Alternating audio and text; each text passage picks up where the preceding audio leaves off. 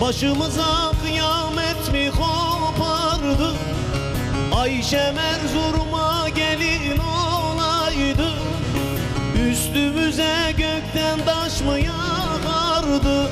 Anam Ayşem Erzurum'a gelin olaydı. Babam olaydı, canım olaydı. Ayşem Erzurum'a gelin olaydı. Balam olaydı, canım olaydı.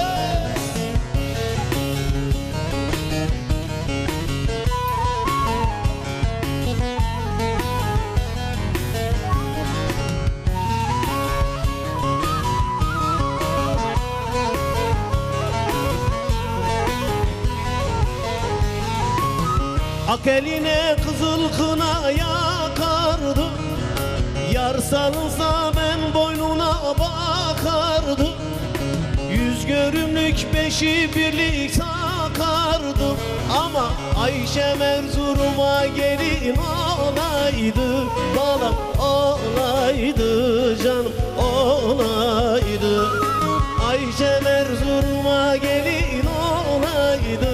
Balam olaydı, canım olaydı.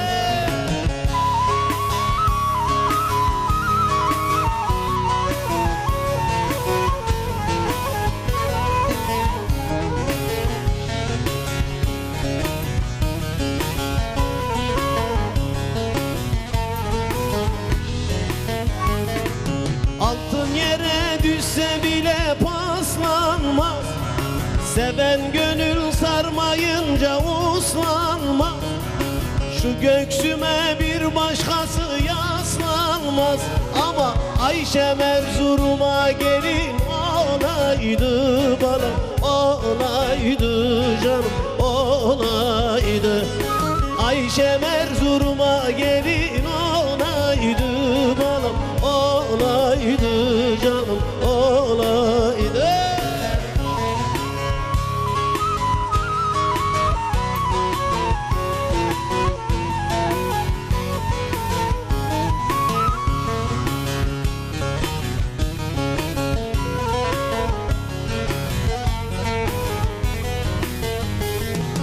Bugünden çıksaydı düğün alayı, eş dostumuz oynar idi halayı.